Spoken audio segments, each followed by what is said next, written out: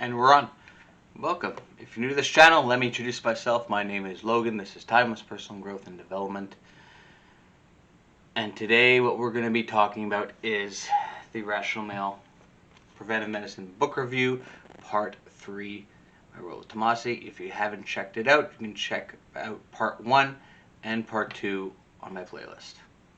So let's get started. Part 3. So there's 2 points I'll be going over with you guys. First point is biological and social conditioning attraction cues in terms of women towards men. And the second part will be equalism. So the first part, attraction cues. I was having this debate with a friend of mine a couple months back, and we're debating how he was saying how women will have preferences in terms of men, in terms of just men's physiques and what they're attracted to. For me, I was arguing that it's biological. How women are biologically programmed to be attracted to a strong built muscular man. Why? Because it is associated with security. So if you're someone that was built and strong, like if you look like Jason Statham, for example, women associated you with security, because back 100,000 years ago, if you look like Jason Statham, chances are the woman that I was attached to, that man would survive.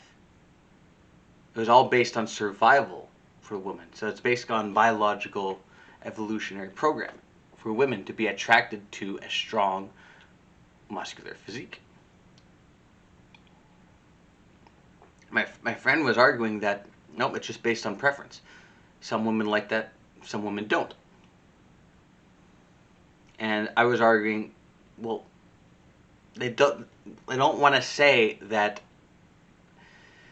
they like a man with a strong physique. Like, what if their boyfriend, their husband, doesn't have a strong physique and they have more of a physique of Jack Black?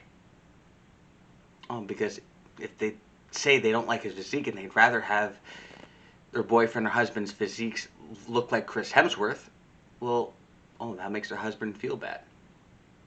It's not about feeling bad, it's what they're actually attracted to.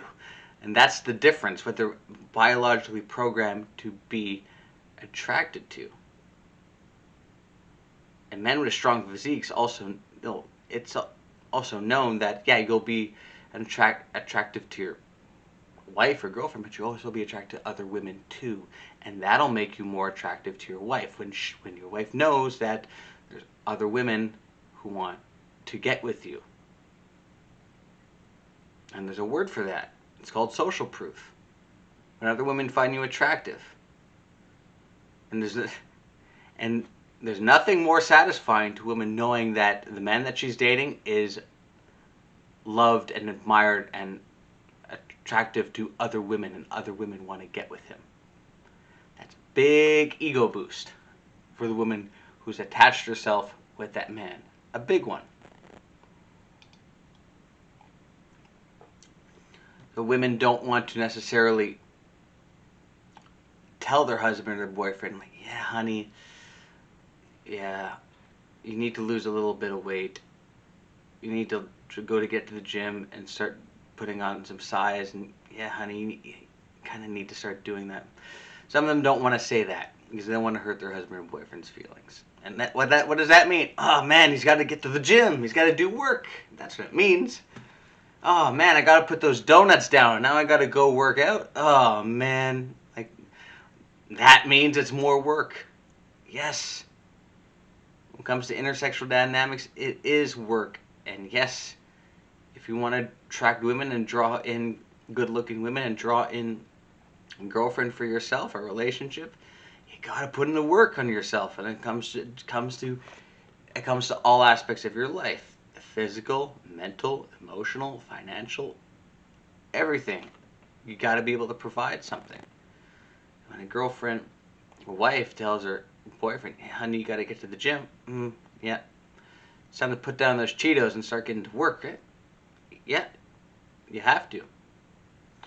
Because then what happens? Oh, honey, no, I like your dad bod just the way it is. Then what?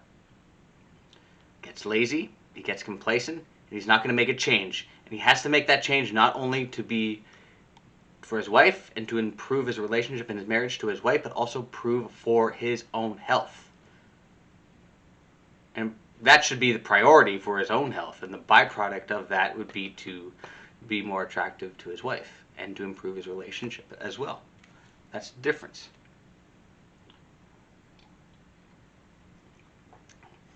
And I was arguing that it was biological programming. It's just women are conditioned to think now, not to think like that. That it's on the inside that matters. And yes, to an extent, it does. But it's kind of it's not the top of the priority list, especially when women get to a phase in their life when they're looking for protection, provisioning, and parental investment. The 3 Ps, as Rollo Tomasi likes to put it. Is being a good person a part of that? Yes, of course. But it's not at the top of the list. It's more at the bottom or in the middle. Because you have to have the protection, the provisioning, and the parental investment. The protection, got to be physically fit. Got to have the potential to be aggressive and be violent if you have to. The provisioning, got to have money. Got to be able to support. Parentally invested, you got to want to have kids and be invested into their own life of having your own children and developing your own children and being there for them and being a supportive father and supportive husband. Yeah, those are the 3 Ps. Second part of the book that I wanted to get into is equalism. How men and women are equal, and there's no differences between us. And I've been fed that information when I was a kid that men and women are equal. Nope, we're all the same. There's no differences between us, aside from the plumbing and aside that women can carry babies and men can't. But aside from that, we're all the same. Gender is just a social construct, right? You've been told that since kindergarten. We've been told that there's no differences between men and women. It's false. There is differences. And once you go through different dating experiences, good and bad, well, it's actually the bad experience that end up becoming the good experience, because the bad experience are the ones that help you grow and learn. And to me, the bad dating experiences are the ones that taught me that equalism is not so simple. That women, there is biological, psychological, social, hormonal differences between men and women. And the problem is when we walk through the modern world, 2021 now, thinking that men and women are the same, we run into a lot of problems. A lot of problems. And I don't use this reference. Myron Games Unplugged Fitness uses this. Shout out to him. And I really like the way he puts this, is that if there's a break-in into the house when a husband and wife is sleeping and they wake up and they have to decide, who's going to go deal with the home invasion? Oh, we're equal, right? What are we going to do? Rock and paper scissors to go see who deals with the burglar? No, man. As Myron Gain likes to put it, it's the man that has to go do that. Equalism is thrown at the door in that situation, right? Exactly. Because it's a physical situation. You got to go down and be physical between a wife and a husband. Who's more physically dominant? The husband. It's the man. It's biological, right? Of course. We're not all the same in that sense. We're equal in one sense. Our human rights. Human rights, we're absolutely 100% equal. Yes. Every other way, no. Our hormones are very different. Men produce testosterone, women produce estrogen. What does testosterone do? Makes us aggressive. What does estrogen do? Causes us, not familiar with the exact science behind it, but I know estrogen causes women to become comfortable. They go into a bit of a they go into nesting. They like to nest when they have high levels of estrogen. They become less aggressive and they want to nest more. Where men, high levels of testosterone, they want to move, they want to do stuff, they want to be aggressive throughout their day. So there's a hormonal difference right there. And when it comes to the social, we're socialized differently, and there's different social expectations between men and between women. And there's different different tasks, different daily tasks that a man would do besides a woman would do. So what would make a man more attractive? Cleaning the floors, doing the dishes, doing chores around the house, or doing traditional male tasks like cutting the grass, go chopping the wood outside, to go fixing the barbecue, go working on the car. Those are the things that make men more attractive. Why? Because they're traditional male tasks. Nowadays, there's a lot of men that don't know how to do those things, and it took me a long time to be able to learn to do all those things too. Thankfully, eventually I did. But you'd ask most women when they say like, well, your husband, boyfriend, doesn't know how to cut grass, doesn't know how to chop wood, doesn't know how to make a fire. Those are things that men need to know. It's good for women to know that too. It's great for the women too. The difference is men are expected to know those things. Women don't have to. It's great if they do, fantastic, but they don't have to. Men are expected to. So it's different, those tasks that men are expected to do. So basically saying like there's different social expectations between men and between women. And in that way, we're not the same at all. Emotionally, we're not the same either. And unfortunately now, as what Tomasi likes to put in his book, is that men have been conditioned from a very, very young age to think more like women, to be more emotional, wear your heart on your sleeve, stuff like that. Be more vulnerable. Stop being so masculine and man down and stuff like that. And should be more soft, be more gentle. Women would just like you more if you're just a little more emotional. Stuff like that. And God, and yes, I don't know about you guys. I heard that since I was in kindergarten. I've heard that. And yes, when you hear that when you're a kid and that gets in your head, that changes the way you think and changes the way you behave. So how did it affect me? I was a very passive kid growing up, very passive, and it was only maybe in the last couple 8-9 years where I learned to be a little more aggressive, a little less passive in situations, a little more,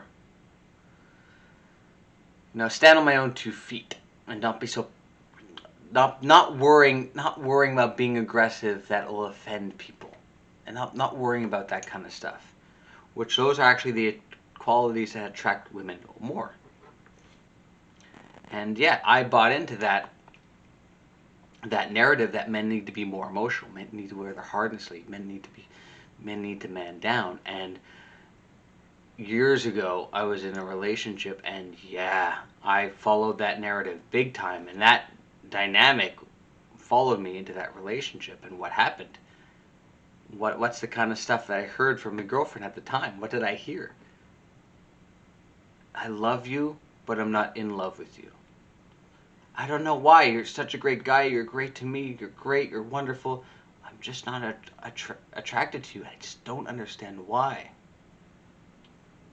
Because I was conditioned in a feminine way to wear my heart on my sleeve and not having that masculine influence. And it's that masculine influence which triggers female attraction. And that's how attraction works. And bringing it right back around to equality. Even that story I just said just shows men and women aren't equal. We're not. Because if we were equal, we wouldn't have all these problems in dating and relationships now, would we? No, if we were equal, we wouldn't have that. We wouldn't have all these issues. You wouldn't hear women say, well, he does all these things, but I'm just not attracted to him. If we were equal, we wouldn't hear that. We equal? Yeah, we're equal to our same-sex friends. We are equal in that sense. But it comes to relationships, no. Because we're not made to be equal to each other. A man is not made to do what a woman can. He's made to do what a woman can't. And a woman is not made to do what a man can. She's made to do what a man can't do. We're not made to be equals. We're complements to each other. We're yin and yang. We're black and white. We complement each other's areas of weakness. So the area that a man's weak in, for example, I'll think of an example of what attention to detail. I think usually that's a female strength. And now for me, it's always those little attention to details where I always focus on the main objective, the big picture of situations. And I've noticed women in my dating life were very good at attention to detail, being able to see the things I was not able to see or pick up on. Observational skills. Yeah, my observational skills got better, but generally, women are there to pick up the slack where men can't, and vice versa. What are men good at that women lack? Well, off the top of my head, like I said, if there's a chaotic or stressful situation, usually, hopefully, men would be able to be good at staying on task and staying on the main objective and staying on the goal and not losing sight of the big picture. What's the big picture of things? And men's brains will, if we need to get to A to B to C to D and all the way to the end of the alphabet, men will go to A to B, B to C. They'll follow the sequence. Where women's brains will follow more of a scattered brain pattern. Well, they'll start at A, and they no need to go to get to B, but then we'll go and get distracted by something else. Or they finally get to B, they see E over there. They like how E looks, so they'll go check out E. So it's much more of a... It's not a good way of explaining it, but... Men have much more of a linear brain pattern, linear thought, where women it's a little more scattered. So it's picking up the areas of weakness where women aren't able to pick up on, where men can't, and vice versa. And we're not made to be equals. We're made to be complements to each other and complement each other's weaknesses. And there's absolutely nothing wrong with that. And on that note, guys, thank you so much for watching. If you like this video, you can like, comment, and subscribe. Follow me on Twitter, LinkedIn, Instagram, Facebook, Logan Ryder, Timeless Personal Growth and Development. If you want to check it out, The Irrational Male, Preventive Medicine by Rollo Tomasi. Check it out on Amazon. Fantastic. And I will see you all in the next video. Have a great day.